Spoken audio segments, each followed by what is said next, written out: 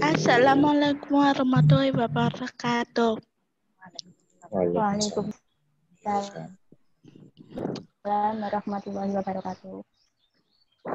Saya mempresentasikan kelompok kami akan mempresentasikan tentang Al-Quran dan hadis. Sebelumnya, saya perkenalkan nama kelompok kami. Saya Harum Putri Rahmawati. Ayo.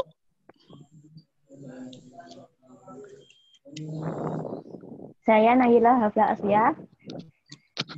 Saya Ilham Wahyudi. Dan saya Tresna Rizkania.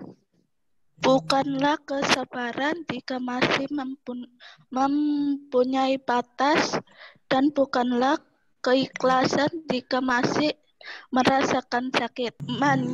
Menyelidiki dalil-dalil dan penafsiran Nabi, Rasul, dan Wali. 1. Menyelidiki dalil tentang Nabi dan penafsirannya. Nabi adalah seorang yang telah diberi wahyu oleh Allah dan tidak diperintahkan untuk menyampaikan wahyu dan risalah tersebut kepada umatnya.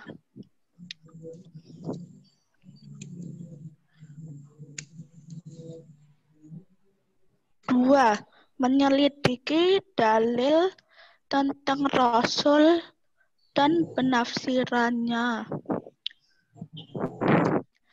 Rasul adalah seseorang yang menerima wahyu dari Allah untuk syariat, dan ia diperhatikan untuk menyampaikan hal itu dan mempraktekkannya.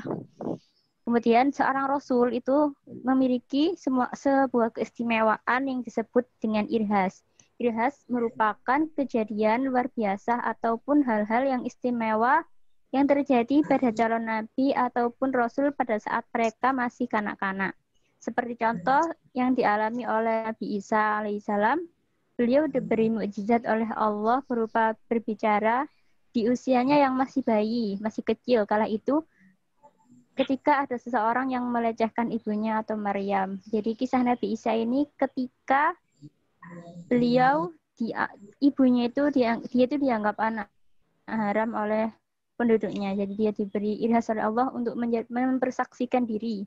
Kemudian ada dalil-dalil tentang Nabi dan Rasul, di mana berbunyi A'udzubillahi minasyaitonirrajim, may yuti'ir rasula faqad ata'a Allah wa man tawalla fama arsalnaka 'alaihim hafidhah, yang artinya barang siapa menaati Rasul Muhammad maka sesungguhnya dia telah menaati Allah, dan barang siapa berpaling dari ketaatan itu maka ketahuilah kami tidak mengutusmu Muhammad untuk menjadi pemelihara mereka.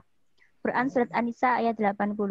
Imam Syafi'i menjelaskan, dalam ayat-ayat Al-Quran tersebut, Allah memberitahu manusia bahwa diajaknya mereka kepada Rasulullah yang akan memutuskan perkara di antara mereka. Itu merupakan ajakan kepada hukum Allah, karena yang memutuskan perkara di antara mereka adalah Rasulullah. Apabila mereka menerima hukum Rasulullah, mereka menerima hukum dari Allah. Kemudian ada tugas Nabi dan Rasul. Tugas Nabi dan Rasul yang pertama ialah menegakkan kalimat tauhid. Seperti yang kita ketahui, kalimat tauhid ialah asyhadu alla ilaha illallah wa asyhadu anna muhammadar rasulullah atau la ilaha illallah. Kemudian yang kedua adalah menyerukan manusia untuk menyembah hanya kepada Allah. Yang ketiga, membawa rahmat. Keempat, memberikan petunjuk ke jalan yang benar. Kelima, memberi peringatan kepada manusia. Dan keenam, memberi suri tauladan yang baik. Menyelidiki dalil tentang wali dan menafsirkannya.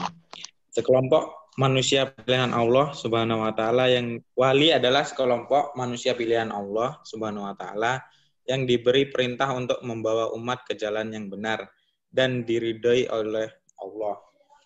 Bukan di sini yang dimaksud wali bukan wali murid atau wali ben wali itu ya, tapi waliullah yang dekat dengan Allah. Secara umum, para wali Allah dapat dikenali meski tidak mudah dipastikannya. Syekh Zarruq menyebutkan 3 sifat utama para wali Allah. Menurutnya, orang yang memiliki 3 sifat ini mungkin wali Allah. Yang pertama, yang artinya, aku nggak baca Arabnya ya, nggak isol. Yang artinya, tetapi wali Allah itu dapat dikenali dengan 3 tanda. Mengutamakan Allah, hatinya mengutamakan Allah, nggak ada yang lain, atau memikirkan dunia, nggak ada. Terus berpaling dari makhluknya dan berpegang pada syariat Nabi Muhammad SAW dengan benar. Ibnu Katsir menafsirkan surah Yunus ayat 62-63 untuk menjelaskan ciri-ciri waliullah, yang artinya ingatlah wali-wali Allah itu tidak ada rasa takut pada mereka dan mereka tidak bersedih hati. Dari Abu Hurairah radhiyallahu an, ia berkata Rasulullah sallallahu alaihi wasallam bersabda, sesungguhnya Allah azza wajalla berfirman, barang siapa memuji waliku, sungguh aku mengumumkan kepadanya, tidaklah hambaku mendekat kepadaku dengan sesuatu yang lebih aku cintai daripada hal-hal yang aku wajibkan kepadanya. Hambaku tidak henti-hentinya mendekat kepadaku dengan ibadah-ibadah sunnah hingga aku mencintainya.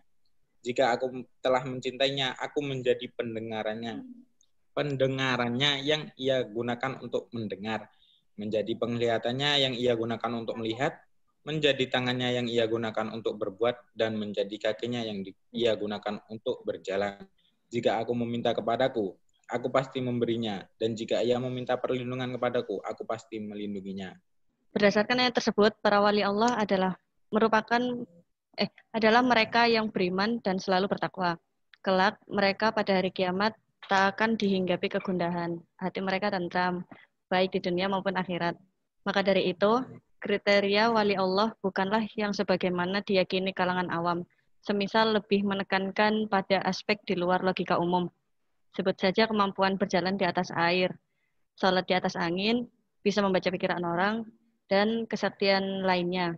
Padahal kesaktian itu bahkan juga bisa dipertontonkan seorang dukun, paranormal, atau tukang sihir.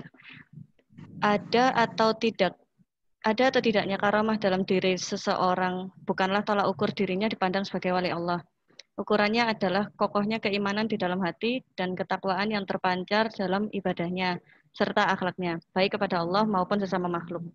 Ya, sekian dari kelompok kami. Mohon maaf apabila ada salah kata. Wassalamualaikum warahmatullahi wabarakatuh.